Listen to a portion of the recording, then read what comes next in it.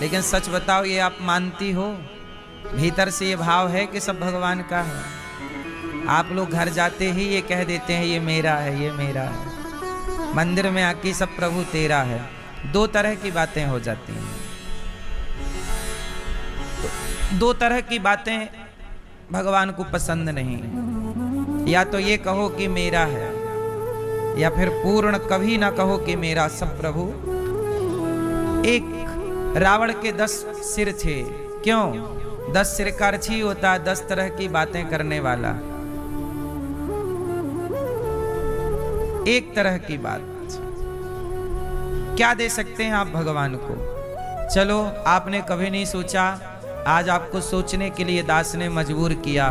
अब मैं आपको बताता हूं कि आप क्या दे सकते हैं। तो सुनो, ईश्वर को क्या दे सकते हैं? आप के पास क्या है देने के योग्य? आप भगवान को मिठाई चढ़ाते हो। भगवान को मिठाई की कोई जरूरत नहीं। गन्ने में मिठास इन्होंने ही भरी है। आप सोना पैसा भगवान को देते हो, इसकी कोई जरूरत नहीं है। लक्ष्मी उनके पांव दबाती है।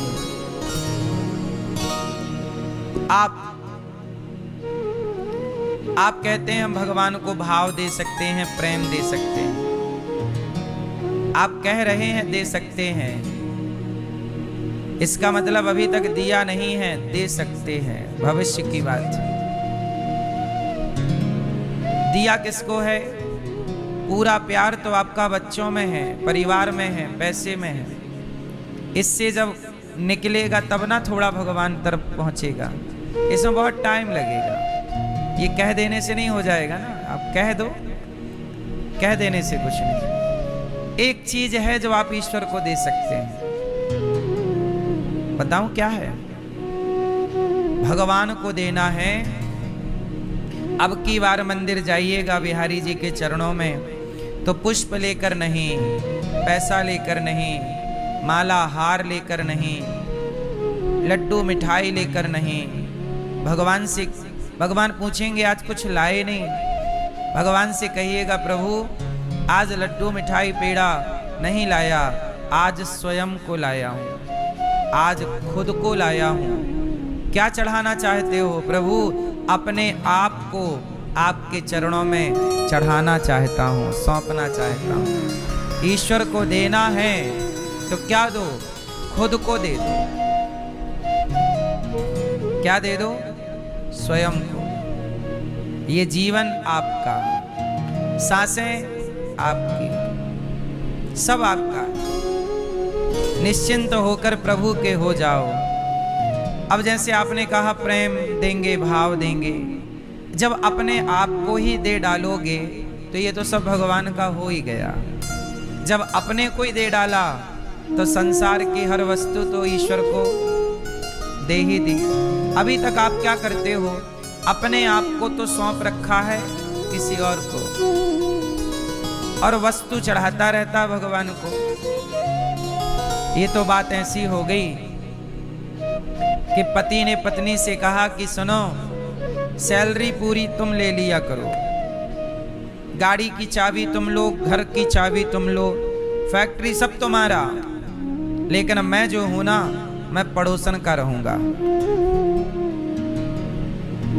तो मैया आप खुश रहेंगी? आपका पति सब कुछ आपको दे, गाड़ी बंगला दुकान, अपने आप को किसी और के हवाले कर दे, आप संतुष्ट हैं मैया? नहीं ना?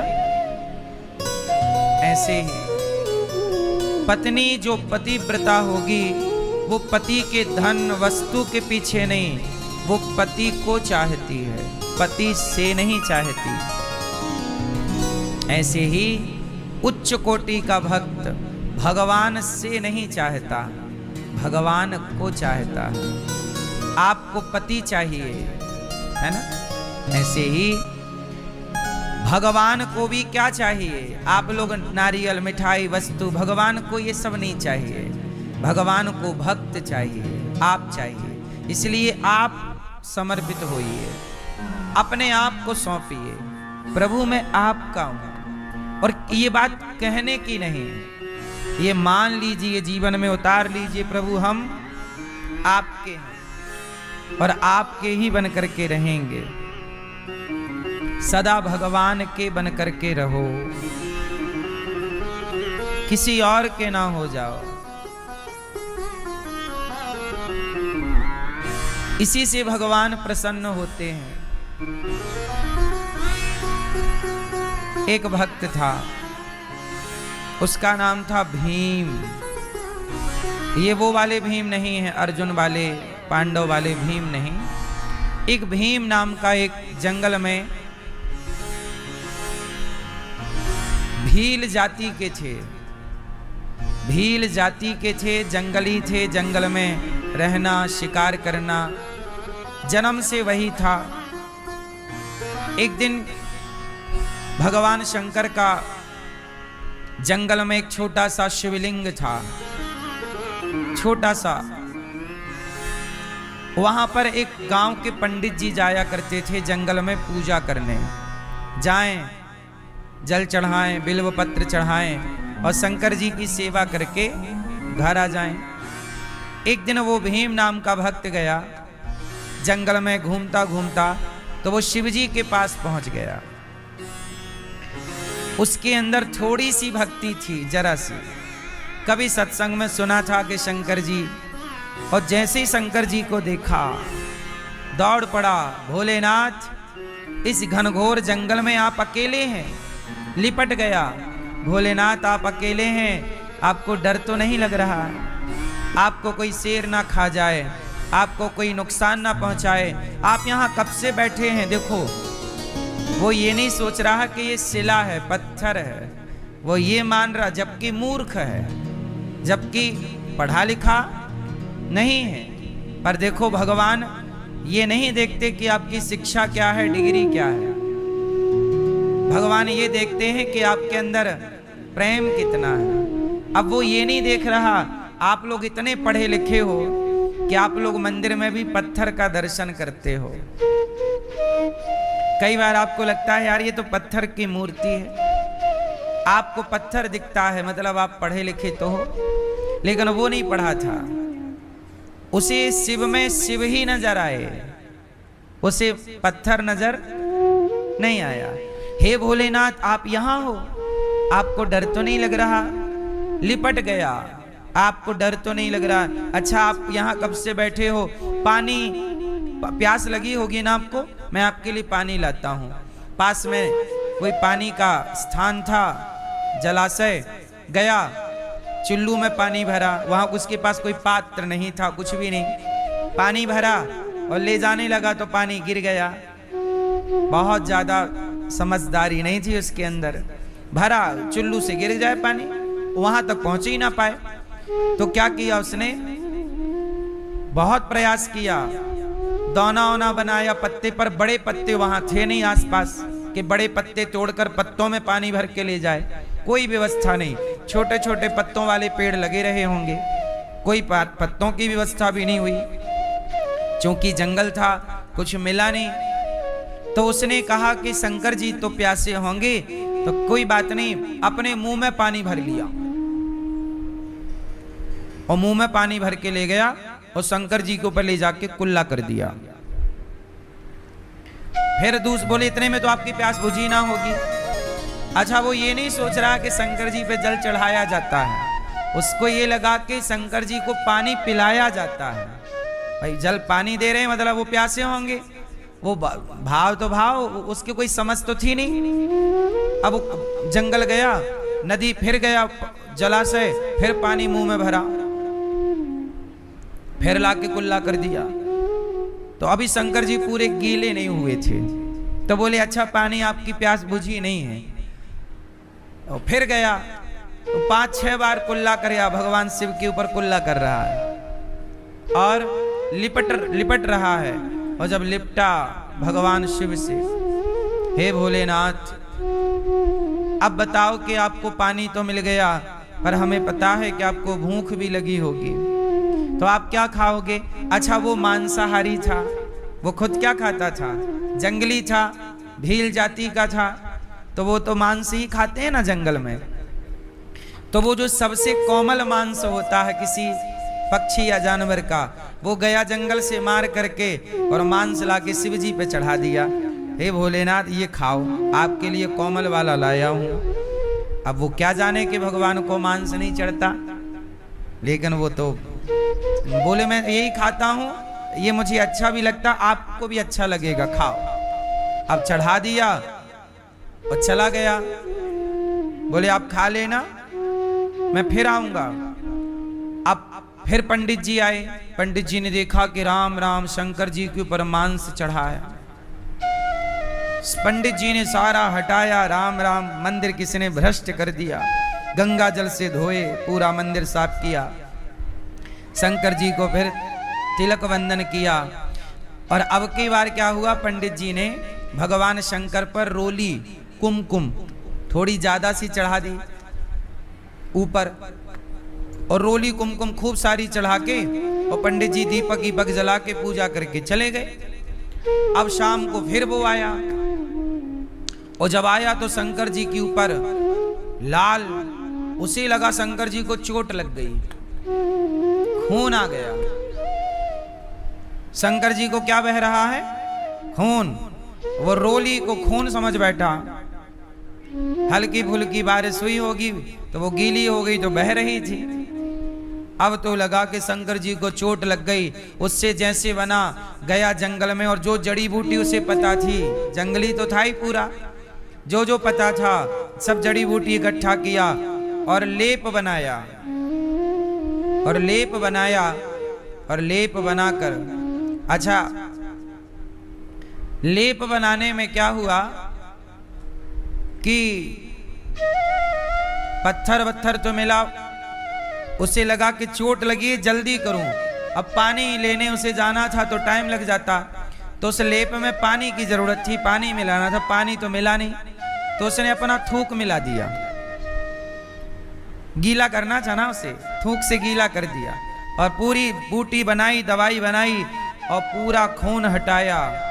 और भगवान शिव के ऊपर रोली थी, उसे लगा यहीं चोट है, यहीं से गिर रहा है खून। वहां मलहम पट्टी करने लग गया शिवलिंग में, और जब शिवलिंग में मलहम पट्टी करने लग गया और भगवान शिव से लिपट गया और पट्टी करके और बैठ गया वहीं पर। हे भोलेनाथ, आपको चोट लग गई है, हे नाथ बताओ मैं आपकी क्या सेवा करूं, मुझे और कुछ करना नहीं आता, आपको चोट कैसे लग गई, आपके पास कौन आया, आपको कौन सता रहा है, आप नाम बताइए, मैं उसको मारूंगा जिसने आपको सताया है, जिसने आपको चोट दी है। अब वो भोग लगा के और पट्टी वट्टी करके चला गया। अब फिर पंडित जी आए, और पंडित जी ने आए तो देखा तो शिवलिंग पर कोई वस्तु चढ़ी है, दवाई जैसी। पंडित जी ने हटाया, कहा राम राम, कोई भ्रष्ट कर रहा है, गलत कर रहा है। पंडित जी ने फिर साफ सफाई की और शंकर जी को फिर ढेर सारा रोली चढ़ा दी। और अब की बार जब रोली चढ़ाई, और पंडित जी तो सब करके पूजा पाठ दिया बत्ती करके चले गए। जब फिर वो आया, अब आया तो फिर खून, अब तो फिर उसने दवाई बनाई और शिवजी पर चढ़ाई और बोला भोलेनाथ अब मैं आपको छोड़कर नहीं जाऊंगा, अब मैं यहीं रहूंगा। और जब यहीं रहूंगा तो वहीं रहा। पूरी शाम को वो पट्टी कर रहा, पूरी रात शिवजी से लिपट करके पूरी रात लिपटा रहा, जपता रहा, हे शिव, हे भोलेनाथ, हे भोलेनाथ, आपको कोई चोट ना लग जाए, आपको कोई कष्ट ना हो। अब सवेरा हुआ तो वो लिपटा। अब फिर पंडित जी आए, और पंडित जी आए तो वो लिपटा। तो पंडित जी ने कहा भाई तू कौन है? अब पंडित जी के हाथ में वही रोली। अच्छा, तू मेरे भोलेनाथ को घाव देता है, आज तुझे छोड़ूंगा नहीं। वह तलवार लेकर के पंडित जी को मारने चला कि तू शिव जी को कष्ट दे रहा है। और पंडित जी तलवार देख के भागे, और जब भागे तो पंडित जी भी भक्त थे, भगवान शिव के, क्योंकि जंगल में वो ही जाते हैं पूजा करने। उन्होंने कहा प्रभु ये क्या संकट है, आप जरा रक्षा कीजिए। और भगवान शिव को जब पुकारे तो भगवान शिव ने प्रकट होकर तलवार लिए उस भीम को अपने हृदय से लगा लिया और हृदय से लगा करके कहा कि पुत्र, जैसे तुम भक्त हो ऐसे ये पंडित जी भी भक्त हैं। एक सही पूजा कर रहे थे विधि विधान से और एक गलत ढंग से पूजा कर रहा था, मांस चढ़ा रहा, कुल्ला कर रहा। भगवान ने ये नहीं देखा कि पूजा की विधि क्या है, किस विधि से आप पूजा कर रहे हैं। विधि दोनों की सही या गलत हो सकती है, पर भगवान के प्रति जो समर्पण था और जो प्रेम था वो दोनों का सही था। इसलिए भगवान शिव ने दोनों को एक साथ दर्शन दिया और भगवान शिव दोनों को सशरीर गोद में लेकर अपने शिवलोक लेकर चले गए कि तुम्हारे प्रेम के बल पर मैं तुम्हें प्राप्त हो रहा हूँ। इसका सीधा सा अर्थ ये है कि भगवान ये नहीं देखते कि आपका भोग किस तरह का लग रहा है, आपकी वस्तु कैसी है, कच्ची है, पक्की है, सस्ती है, महंगी है, ये कुछ नहीं देखते। इसलिए कहता हूँ भगवान प्रेम के भूखे हैं। और प्रेम क्या है? पत्नी का प्रेम क्या होता है? पत्नी पति में समर्पित है। पुत्र का प्रेम कैसे माना जाएगा कि ये पिता से प्रेम करता है? प्रेम का अर्थ है समर्पण। आप कहो कि हम आपसे प्रेम करते हैं, पर हम अपने आप को आपके हवाले नहीं कर सकते, समर्पित नहीं कर सकते। तो जहां समर्पण नहीं होगा वहां प्रेम नहीं होगा। तो जहां भक्त का समर्पण नहीं, जैसे आपने कहा कि भगवान प्रेम के भूखे हैं, तो भाई प्रेम भी तो तब होगा जब समर्पण होगा। क्या बिना समर्पण के प्रेम हो सकता है? इसलिए प्रेम दूसरे नंबर पर है, समर्पण पहले नंबर पर है। इसलिए पति पत्नी में क्या होता है, रिश्ते कैसे चलते हैं? रिश्ते प्रेम से नहीं, रिश्ते समर्पण से चलते हैं। समर्पण होगा तो प्रेम हो ही जाएगा।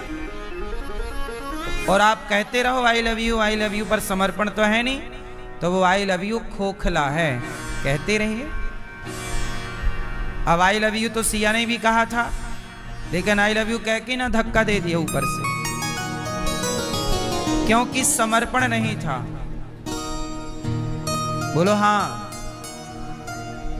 आई लव यू तो उसने भी कहा था जिसने पति को ड्रम में पैक कर दिया, लेकिन उसके आई लव यू में समर्पण नहीं था। आजकल क्या है, प्रेम केवल शब्दों तक सीमित रह रहा है। आजकल का प्रेम कहाँ है? केवल शब्द। इसे कहते हैं शब्द जाल। क्या कहते हैं इसे? शब्दों में फंसा लेना, शब्द जाल में। इसी शब्द जाल से हमारे देश में लव जिहाद चल रहा है। लड़के लोग लड़कियों को शब्द जाल में फंसा लेते हैं।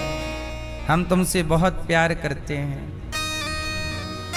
लड़कियां इसी शब्द जाल में फंस जाती हैं और वो शब्द जाल में फंसा के भोली भाली लड़कियों को ले जाकर बाजार में बेच देते हैं। आजकल लोग प्रेम समझ ही नहीं पाते, वो शब्दों को प्रेम समझ लेते हैं। वो अपनी वासना को, लड़के जवान, लड़के लड़कियां, जवानी जैसी 20 साल हुआ, 18 साल की आयु हुई तो शरीर का एक लड़का लड़की के प्रति, लड़कियों का लड़कों के प्रति और लड़कों का लड़कियों के प्रति एक शारीरिक अटैचमेंट होने लग जाता है। ये उम्र का दोष है। उस अटैचमेंट को, उस स्पर्श को, उस टच को लड़के लड़कियां प्रेम समझ लेते हैं। क्या समझ लेते हैं? जबकि वो प्रेम वो एक वासना है।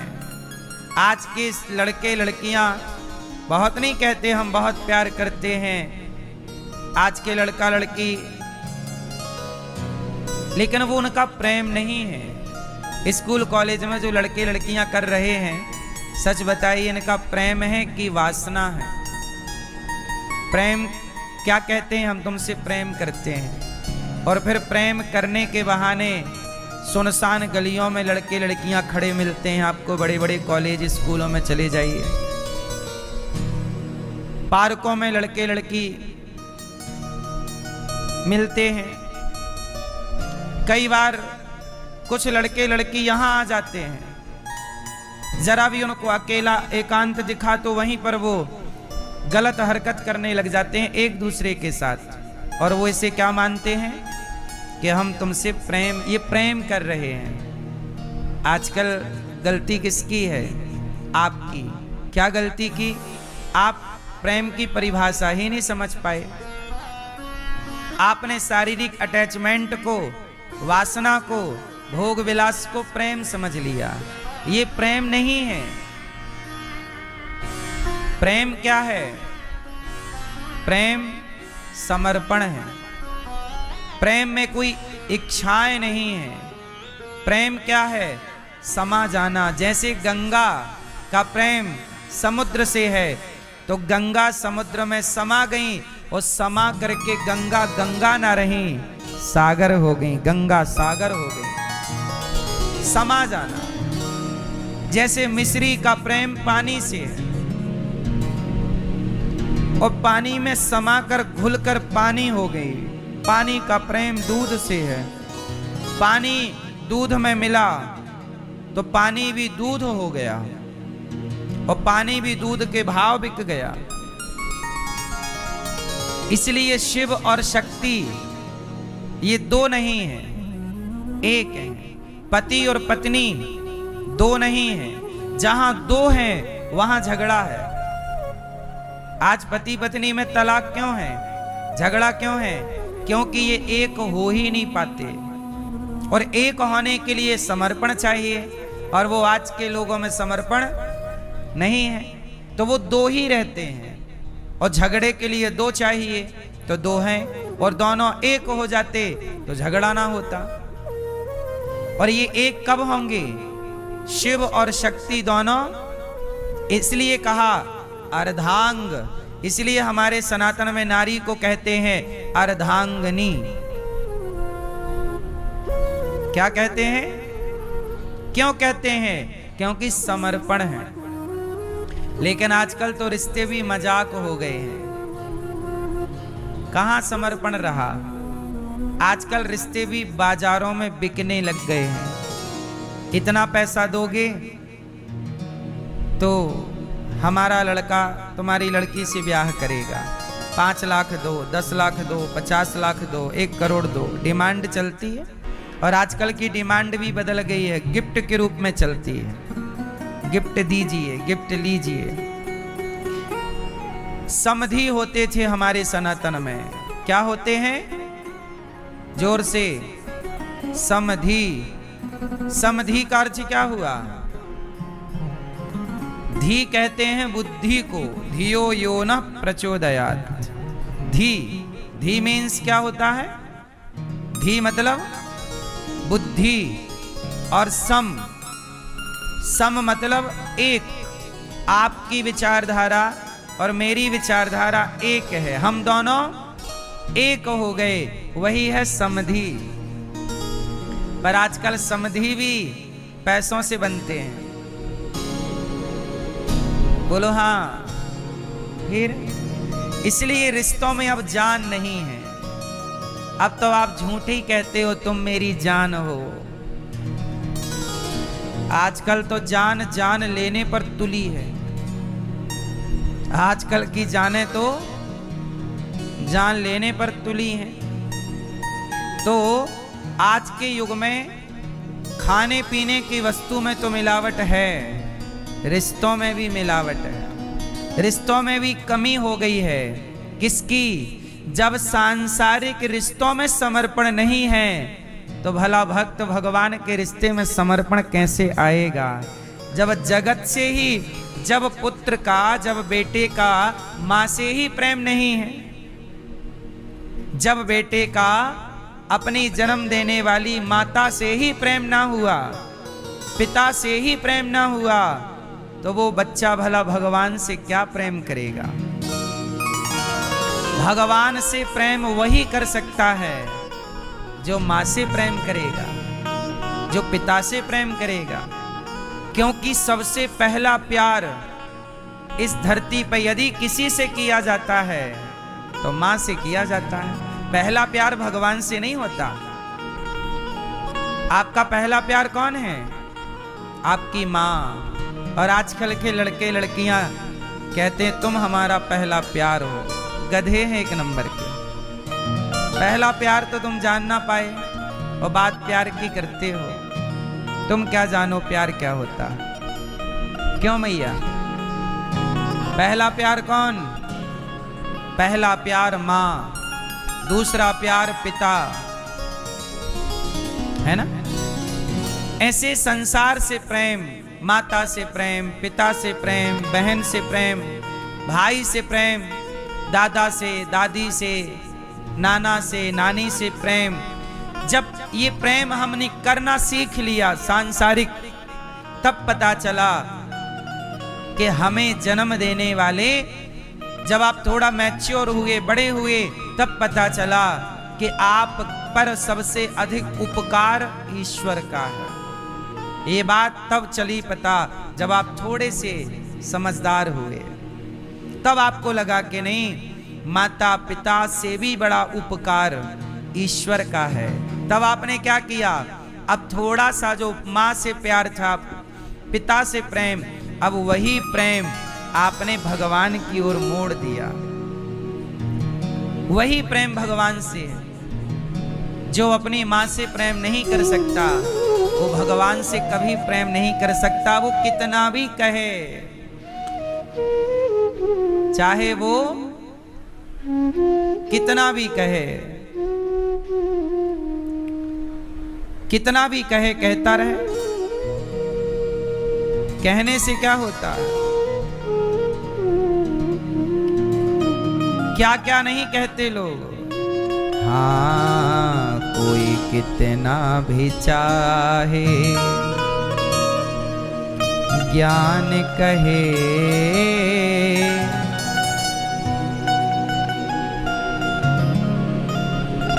कोई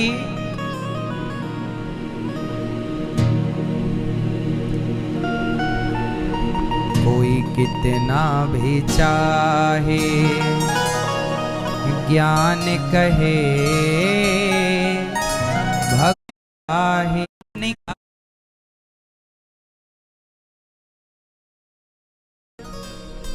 अब गृहस्थी पूरी हो गई। अब चित्त भगवान में लगाओ। अब भगवान का अधिक से अधिक चिंतन करो। अब आपका समय अब ढलता हुआ सूरज है, लड़कपन उगता हुआ सूरज है, जवानी मध्य का सूर्य है 12 बजे का, और बुढ़ापा, बुढ़ापा क्या है? ढलता सूरज धीरे धीरे ढलता है। और एक बात समझने की है, सुबह मतलब लड़कपन, दोपहर मतलब जवानी, और शाम मतलब तो आपका बुढ़ापा आया है। मतलब बुढ़ापा नहीं आया, जिंदगी की शाम आ गई है। क्या आ गई है? अब शाम को ना लोग दिया बत्ती करते हैं।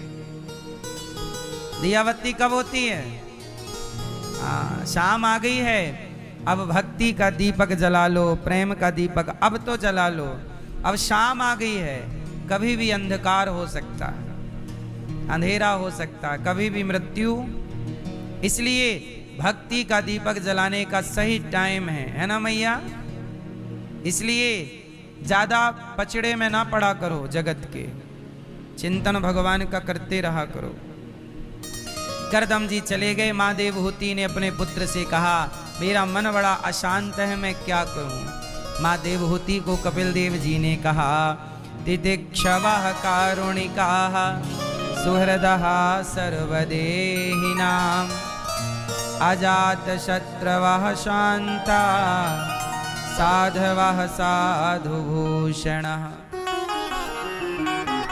सहनशील बनो। आज का इंसान कमजोर है। क्या है? कमजोर है, सहन नहीं करता। जरा सा कष्ट आ जाए परेशान हो जाता है। सहन करिए, हर विपत्ति को सहिए और हर विपत्ति को सहते हुए भी हैप्पी रहिए, खुश रहिए। क्या रहेंगे? माँ देवहूति ने कहा मेरा मन बड़ा चंचल है, मैं क्या करूं? कई बार आप भी कहते हैं महाराज जी हमारा मन बड़ा परेशान है, अशांत है, क्या करूं? अच्छा, मन अशांत है तो क्या करना चाहिए? क्या करें कि मन शांत हो? आप बताओ हैं? तो आप नाम जपते हो कितना? नियम बनाओ कि भले एक माला जपेंगे, 5 मिनट के लिए बैठेंगे, पर 5 मिनट का वो नियम ना टूटे। आप लोग नियम बनाते हो, सवेरे जल्दी उठेंगे ये नियम, माला जपेंगे ये नियम, आज से पूजा, पर आपके नियम हफ्ते भर ही चलते हैं। हफ्ते भर बाद पता ही नहीं कहां आपके नियम चले गए। सही है? एक ऐसा नियम बनाओ जो आखिरी सांस जिस दिन आपकी हो ना, उस दिन भी वो नियम फॉलो होना चाहिए। और भले वो नियम 5 मिनट का हो, घंटे भर का नहीं, 5 मिनट। कहीं भी बैठ जाओ, रेल में हो, ट्रेन में हो, ट्रेन में ही बैठ जाओ, बैठो शांत और अपना नियम 5 मिनट तुम्हें क्या करना है? संसार से संबंध तोड़कर 5 मिनट के लिए, संसार को भुलाकर 5 मिनट के लिए कुछ याद ना रहे। समस्या ये है कि जब आप 5 मिनट के लिए भी भगवान के आगे बैठते हो तो संसार चलता रहता खोपड़ी में। 1 घंटा नहीं कह रहा हूं मैं, सिर्फ 5 मिनट। जब ईश्वर के आगे आप बैठो, कुछ भी ना हो, दिमाग बिल्कुल खाली, केवल कितना भी सुख हो, देखो समय तो आपका चलता रहेगा, दिन रात की तरह है, अच्छा बुरा, आज अच्छा है कल बुरा, फिर अच्छा। आपको हर समय किसी भी परिस्थिति में किसी की मृत्यु हुई हो, जिस दिन किसी की मृत्यु हुई हो उस दिन भी वो आपके 5 मिनट का ध्यान होना चाहिए। क्योंकि मृत्यु किसी की हो गई, अब आप ध्यान नहीं करेंगे तो भाई मरने वाला तो मर ही गया। आप क्यों अपना नियम तोड़ रहे हो? नियम ना तोड़ो। ध्यान में कुछ ना चाहिए, पेड़ की छांव में बैठ जाओ, ना आसन ना वासन, कुछ नहीं, कहीं भी बैठो, आंख बंद करो और केवल अपने इष्ट का, अपने भगवान का जो नित्य श्रीमन नारायण श्रीमन नारायण, ध्यान भगवान श्रीमन नारायण का भाव बनाइए। 5 मिनट के लिए बैकुंठ जाइए। जैसे लक्ष्मी जी चरण दबा रही हैं भगवान नारायण के, एक चरण को आप दबाने का नियम बनाइए। रोज 5 दबाएंगे, किसके? भगवान के। ऐसा भाव बनाइए कि हम भगवान नारायण के चरण दबा रहे हैं। और जाइए और भाव के लड्डू, भाव से कुछ भगवान को अर्पण करके आइए। रोज बैकुंठ जाइए, प्रभु के चरण दबाइए, एक परिक्रमा बैकुंठ की लगाइए और भगवान श्रीमन नारायण का, श्रीमन नारायण, हे प्रभु हम आपके हैं, हे प्रभु हम आपकी दासी हैं, दास हैं, हमें स्वीकार कीजिए। रोज कुछ ना कुछ भगवान को भोग लगाओ और 5 मिनट में घूम फिर के मन से जाना है बैकुंठ, वापस आओ। हो गए पूजा, हो गई पूजा, हो गया ध्यान, बस। पर वो नियम 5 मिनट ही है। पर कोई जन्म ले तो भी वो नियम ना टूटे, कोई मर जाए तो भी वो नियम ना टूटे। और जिस दिन आप मरोगे अपना नियम करके ही मरना कि पहले ध्यान में प्रभु के धाम जाएंगे। 5 मिनट का ध्यान भगवान श्रीमन नारायण का, चरण भाव बनाइए कि हम भगवान के चरण दबा रहे हैं, भाव बनाइए कि हम भगवान को भोग लगा रहे हैं, भगवान हमारे हाथ से लड्डू खा रहे हैं। भावग्राही जनार्दन। श्री हरिदास जी का नाम सुना है, जिन्होंने बिहारी जी को प्रकट किया है। हरिदास जी के पास कलकत्ता के एक बहुत बड़े सेठ आए भैया हो गया मोबाइल का काम? नहीं। सुनो, हरिदास जी एक दिन क्या हुआ, भगवान श्री वो प्रिय प्रियतम का ध्यान करते थे हरिदास जी। भगवान बिहारी जी का बाल रूप का, राधा रानी और श्याम सुंदर के ध्यान में हरिदास जी खोए हुए थे, डूबे हुए थे कि तभी कलकत्ता के उनके कोई बहुत बड़े भक्त आए और उनका इत्र का कारोबार था। बहुत महंगा वाला इत्र लाए और हरिदास जी ध्यान में थे तो उनके अंदर मानसिक पूजा चल रही थी। ध्यान में क्या चल रहा था? ध्यान में मानसिक पूजा। और मानसिक पूजा में वो क्या कर रहे थे? वो देख रहे थे कि श्याम सुंदर ने राधा रानी के ऊपर पिचकारी में रंग भरा और राधा रानी के ऊपर डाल दिया। ये सब कहां देख रहे हैं? जोर से। ध्यान में चल रहा है। ध्यान की दुनिया अलग है। आप लोग कहते ना मेडिटेशन, मेडिटेशन बहुत छोटी सी चीज है, उसका कोई अस्तित्व अर्थ नहीं है। लोग कराते हैं मेडिटेशन, खुद तो ध्यान तक पहुंच ही नहीं पाते, आपको कैसे पहुंचाएंगे? इसलिए हमारे सनातन की परंपरा है ध्यान। ध्यान, धारणा, समाधि, अष्टांग योग है। यम, नियम, आसन, प्राणायाम, प्रत्याहार, ध्यान, धारणा, समाधि। तो उसमें से एक है ध्यान। तो ध्यान कैसे? अच्छा, ध्यान कैसे करना है मैं आपको एक उदाहरण से समझाता हूं, फिर 2 मिनट का आपको ध्यान भी करा सकता हूं। सुनो, जैसे माँ मैया जब आप भोजन बनाती हो या काम करती हो तो जो आपका छोटा सा बच्चा है, पालने में है छोटा सा, काम करते समय आपको बच्चे का ध्यान रहता है कि नहीं? हाँ या ना? काम कर रहे हैं पर ध्यान किसका है? आपका बच्चा थोड़ा बड़ा हुआ और पढ़ने के लिए बाहर शहर चला गया, आप भोजन बनाती हो पर ध्यान भोजन बनाते में किसका चल रहा है? खाया होगा कि नहीं, नाश्ता किया होगा कि नहीं? बोलो हाँ। जैसे एक माँ सारे काम को करते हुए ध्यान भगवान का करती रहती है, ऐसे भक्त को चाहिए कि वो काम सारे करे संसार के पर ध्यान भगवान का करता रहे। चिंतन वैसे ही हरिदास जी बैठे ध्यान कर रहे थे। कलकत्ता के उनके कोई भक्त आए, इत्र का काम था, महंगा इत्र लाए और उन्होंने हरिदास जी के बगल में इत्र रख दिया और वो ध्यान कर रहे थे। तो श्याम सुंदर पिचकारी में रंग भर के राधा रानी के ऊपर डाले। अब राधा रानी के पास वहां रंग गुलाल नहीं था, पिचकारी बस थी, तो खाली क्या करें? तो हरिदास जी ने क्या किया, वो जो इत्र था, वो इत्र भाव ऐसा था कि मैं राधा रानी को क्या दे रहा हूं? इत्र। तो पूरा इत्र का ढक्कन खोले और पूरा इत्र राधा रानी की पिचकारी में भर दिया। लेकिन वो वहां बैठा जो उनका भक्त था जिसने इत्र दिया, उसने क्या देखा कि वो सारा इत्र वहीं जमीन पे गिर गया। इत्र कहां गिरा? जमीन में। ऐसा दिखाई पड़ा पर वास्तविक में भाव से उन्होंने वो इत्र किसे दिया? राधा रानी। और राधा रानी की पिचकारी में इत्र भरा और उन्होंने श्याम सुंदर पे पिचकारी मारी इत्र की, और इत्र की पिचकारी मारी। श्याम सुंदर राधा रानी ने होली का पावन खेल खेला और पूरा जब दोनों डूब गए, राधा रानी और श्याम सुंदर रंग में और गुलाल में और इत्र से डूब गए, भीग गए, दोनों प्रसन्न हो गए।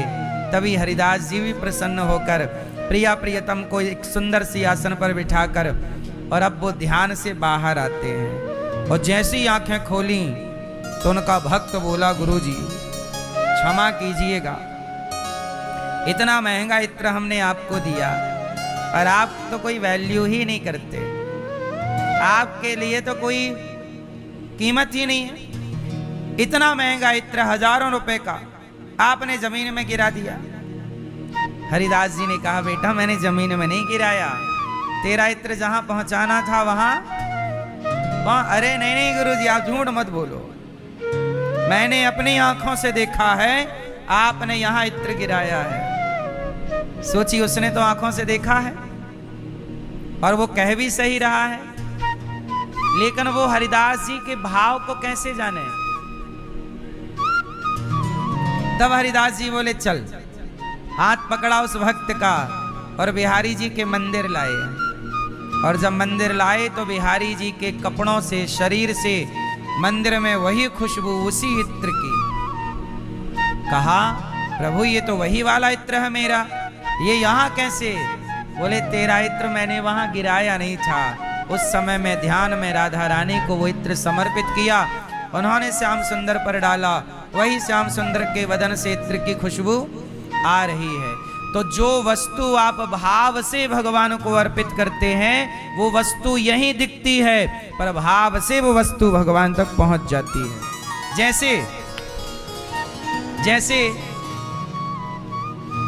जैसे आप अपने मोबाइल का कैमरा चालू करिए और इसकी फोटो लीजिए, फास्ट लीजिए, फास्ट ले लिए, आ गई। अब बताइए, ये वस्तु मेरे पास ज्यों की त्यों है, पर आपके पास भी पहुंच गई कि नहीं? आप चेक करिए, आपके पास है, आपके मोबाइल पे है ना? हाँ, जैसे ये वस्तु में कोई भी वस्तु है, आप उसका मोबाइल पे फोटो खींचिए तो वस्तु जहां की तहां रहेगी, पर उसका एक भाव, एक प्रति आपके पास पहुंच जाएगी। उसी प्रकार जब भक्त भगवान को भोग लगाता है, दाल चावल सब्जी रोटी, तो आप लोग केवल रख कर भागना जाया करो, भाव से प्रभु, ऐसा भाव बनाइए, प्रभु खा रहे हैं तो खिलाओ भाव से। और जब भाव से पहुंचाओगे तो दाल रोटी तो यहीं रहेगी, पर भाव का वह प्रसाद भगवान तक पहुंच जाता है और भगवान उसे ग्रहण करते हैं। बोलो हाँ। अच्छा, आपने जब स्कूल गए थे तो पहाड़ा पढ़े ना, अ आ इ ई उ ऊ ए ऐ ओ औ अम अहा ए बी सी डी पढ़ा ना? पहाड़ा नहीं, पहाड़ा समझते हो ना? पहाड़ा आता है बच्चों के लिए। अच्छा ये बताओ, आपने ABCD कहाँ पढ़ा था सबसे पहले? काखा गाघा कहाँ पढ़ा था? है ना, स्कूल में। तो आपने जिस पुस्तक से ए ग्रहण किया, पहाड़ा मतलब एक पुस्तक से क्या ग्रहण किया? ए बी सीख लिया ना? मुझे आ गया, A for apple, B for ball आ गई। अच्छा, ग्रहण कर लिया ना? जब आपने अ आ इ ई का खा गा घा जब ग्रहण किया तो आपने ग्रहण भी कर लिया, पर आ उसी पहाड़े में जस का तस बना रहा। ए वहीं लिखा है लेकिन आपने ग्रहण कर लिया और वो ए आपके अंदर आ गया। बी वहीं लिखा है पर बी आपके अंदर आ गया। सी पहाड़े में लिखा है पर सी आपके अंदर। बोलो हाँ, आ गया। लेकिन वो जहां की तहां है, वो ऐसा नहीं कि वो उठ करके आया हो भीतर। ऐसे ही जैसे पुस्तक में लिखा शब्द, जैसे पुस्तक में लिखा है कि श्लोक, अब एक श्लोक लिखा है गुरुर ब्रह्मा गुरुर विष्णु गुरुर्देवो महेश्वरः, लिखा है। आपने पुस्तक ली और श्लोक याद कर लिया। जब श्लोक याद कर लिया तो वो श्लोक आपके अंदर आ गया, पर वो पुस्तक में जस का तस लिखा है, वो वही है पर आपके भीतर भी आ गया। उसी प्रकार भक्त जब दाल चावल सब्जी रोटी भगवान को समर्पित करता है तो वो सब्जी दाल चावल वहीं रहती है, पर उसे भगवान वैसे ही ग्रहण करते हैं जैसे काखा गाघा को आप ग्रहण कर लेते हैं। जैसे ABCD को आप ग्रहण करो, वो आपके अंदर चला गया और सदा के लिए ABCD आपके अंदर आ गई। बोलो हाँ। और वो जहां की तहां है। लोग कहते हैं भगवान तो खाते नहीं, क्यों खिलाते हो? ये वही लोग कहते हैं जो भाव के शून्य है। जो भाव नहीं समझते। हरिदास जी इसलिए कहता हूं 5 मिनट आप ध्यान लगाइए, केवल 5 मिनट टाइम सेट कर लीजिए। कहीं भी रहो, कहीं भी रहो, 5 मिनट के लिए बैठ जाइए। भाव श्रीमन्नारायण श्रीमन्नारायण, हे प्रभु हम आपके हैं। 5 मिनट भी यदि आपने रोज ईश्वर को दिया तो मैं लिख कर देता हूं। आज जो आपकी स्थिति है, चाहे वो मानसिक स्थिति हो, शारीरिक हो या आर्थिक स्थिति हो, तीनों में सुधार आपके जीवन में ना आ जाए तो आप कह देना। मानसिक स्थिति भी आपकी अच्छी हो जाएगी सिर्फ 5 मिनट के ध्यान से, शारीरिक भी होगी और आर्थिक स्थिति भी आपकी आज से बेहतर हो जाएगी। आप 1 महीने के अंदर इसका परिणाम देख लीजिएगा। करना क्या है, आओ अब मैं वो करके बताऊं। मैं 1 मिनट ही कराऊंगा, 1-1.5 मिनट, आप 5 मिनट कर लीजिएगा। आंखें बंद करो सब, रीढ़ की हड्डी सीधी करो, पालथी मार के बैठो सब लोग। इसे कहते हैं मानसिक पूजा। क्या बोलते हैं इसे कहते हैं मानसिक। अभी देखो, आप लोग कहते हो ना मेरा मन भटकता है, अब मैं आपको भटकाऊंगा, आप चलना मेरे साथ। चलो चलो सब लोग आंखें बंद करो, रीढ़ की हड्डी सीधी करो और चलो सब लोग ध्यान करो। भाव बनाइए, सब लोग भाव बनाइए कि हम बैकुंठ जा रहे हैं। बैकुंठ जहां भगवान नारायण क्षीर सागर पर लेटे हैं, चारों तरफ सुंदर सफेद दूध का सागर है, दूध ही दूध है, और वहां एक शेष सैया पर शेषनाग भगवान के ऊपर भगवान नारायण लेटे हुए हैं और लक्ष्मी जी चरण दबा रही हैं। सब लोग दर्शन कीजिए, भगवान नारायण लेटे हैं और अपना एक हाथ उन्होंने अपने सिर पर रखा हुआ है तकिए जैसा, और भगवान लक्ष्मी जी की ओर देख रहे हैं। और जैसे ही आप गए तो दृष्टि प्रभु की आपकी ओर आई, लक्ष्मी जी एक चरण दबा रही हैं भगवान का। आप भाव बनाइए कि जो भगवान नारायण का दूसरा पांव है वो आप अपनी गोद में रखिए और आप चरण दबाइए। ऐसा भाव बनाइए कि हम भगवान श्रीमन नारायण के चरण दबा रहे हैं। चरण दबाकर आप बड़े प्रेम से भगवान को एक सुंदर सा कमल का अब भाव बनाइए कि आपने कमल तोड़े और कमल के पुष्पों की माला बनाई और भगवान श्रीमन नारायण के गले में पहना दी। एक गुलाब की माला बनाई और गुलाब की माला अपने श्री लक्ष्मी जी के चरणों में पधरा दी। और इसके बाद आपने भगवान को लड्डू का भोग लगाया। भाव बनाइए कि हम भगवान को भोग लगा रहे हैं। अब भाव बनाइए कि परिक्रमा कर रहे हैं भगवान की। अब चलते हैं वृंदावन। अब सब लोग भाव बनाइए कि हम वृंदावन आ रहे हैं और वृंदावन में हम यमुना जी का स्नान कर रहे। सब लोग यमुना जी स्नान करो, भाव से डुबकी लगाओ, सूर्य भगवान को जल चढ़ाओ। भाव बनाओ कि हम सूर्य नारायण भगवान को जल दे रहे हैं। इसके बाद सुंदर से वस्त्र पहनकर अब चलो बिहारी जी चलते हैं। सब लोग भाव बनाइए। हम बिहारी जी पहुँचे, चौखट को प्रणाम किया और जैसे ही पहुँचे पर्दा बंद था। अब पर्दा खोलने का इंतजार कर रहे हैं। जैसे ही पर्दा खुला, सुंदर से बिहारी जी, बड़ी बड़ी आंखें, उनके सुंदर सा मुकुट, मुकुट पर मोर का पंख रखा हुआ है, गले में सुंदर सी माला है। भाव बनाइए कि बिहारी जी को आप बड़े प्रेम से देख रहे हैं टुकुर टुकुर, और भगवान की सेवा आप भाव बनाइए कि आप भगवान के लिए सुंदर सा लड्डू बना रहे हैं। मोतीचूर के लड्डू आप बना बना कर भगवान को, बिहारी जी को अर्पण कर रहे हैं। अब एक झूला बनाइए सोने का। भाव बनाइए कि सोने का सुंदर सा झूला है और उसमें श्याम सुंदर और राधा रानी बैठी हैं और आप झूला झूला रहे हैं। भाव बनाइए कि आप झूला झूला रहे हैं और बड़े प्रेम से भोग लगा रहे हैं।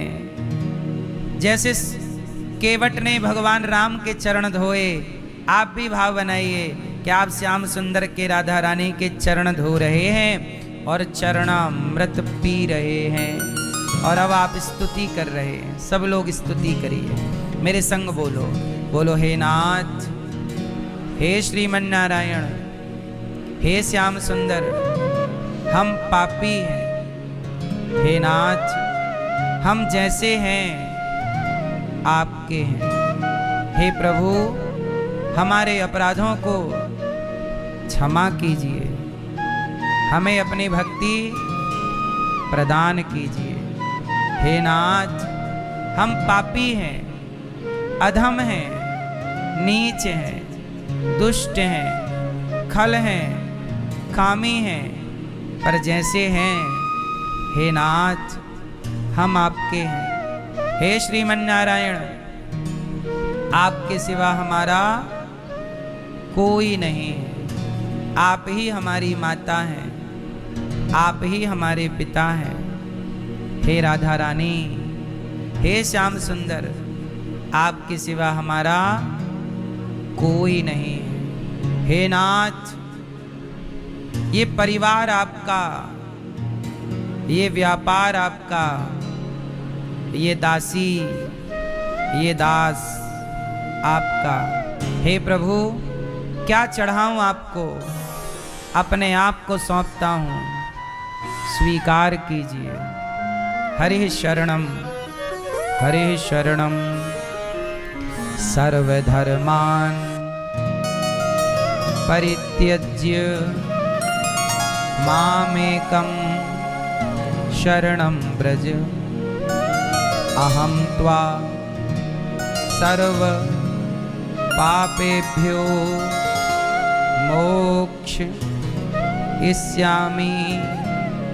मा शुचः।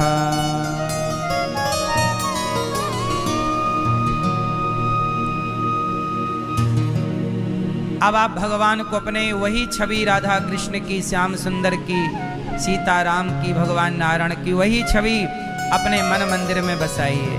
कहो कि हे नाथ मेरे हृदय में आकर बैठ जाइए और कभी निकल कर मत जाइए, सदा के लिए। ये छवि, ये ध्यान अपने हृदय में भाव बनाइए कि मेरे हृदय में श्याम सुंदर राधा रानी के संग विराजे हैं, सोने का झूला है और हम दिन रात प्रभु को अपने हृदय में बसाकर अपने हृदय को ही प्रभु का मंदिर बना दिया। रोज दर्शन करो, बार बार बात करो, जो खाओ भाव से प्रभु आप खाइए। पहले आप पानी पीजिए, प्रभु आप दूध पीजिए, प्रभु आप, ऐसा भाव। अब आप आंखें खोल लीजिए। भगवान को कहां बिठा लिया? कितना टाइम लगा? 5 मिनट से भी कम लगा। ये क्रिया आपको नित्य करनी है, 5 मिनट की है। कहां कहां गए आप? ऐसे ध्यान में आप अयोध्या भी जा सकते हैं। ऐसे ध्यान में रोज गिरिराज जी की एक परिक्रमा भी लगा लो। भाव बनाओ कि हम गिरिराज जी की परिक्रमा लगा रहे हैं। भाई शारीरिक ना सही, मानसिक सही, पुण्य वही है, फल वही मिलना है। शारीरिक परिक्रमा करने का जो पुण्य है वही पुण्य मानसिक का भी है। और आप बैकुंठ घूम आए, यमुना जी भी नहा लिया आपने भाव से, लड्डू का भोग लगाए और यहां बसा लिया। ये है मानसिक। बड़े बड़े ऋषि मुनि सालों साल समाधि में डूबकर क्या करते हैं? यही मानसिक पूजा। 5 मिनट रोज करेंगे। कितने लोग पक्का मेरे से प्रॉमिस करेंगे? अब ये मानसिक पूजा आपको 5 मिनट हमेशा आज से स्टार्ट हो गई, अब रोज करेंगे। कौन कौन करेगा? पक्का? ए छोरा तुम नहीं करोगे? कौन कौन करेंगे? पक्का? कौन कौन करेगा? करोगे ना? भैया आप नहीं हाथ उठा रही हो, करोगे आप? मैया मैया आप लोग करेंगे? पक्का करिएगा। इसी से आपके जीवन में बदलाव होगा। बदलाव ना होए तो आप कहना। भगवान को समय तो दीजिए। भगवान को यहां बसाइए और भगवान जब यहां बस जाएंगे तो कहना अब निकल के न जाने का वादा करो। अब निकल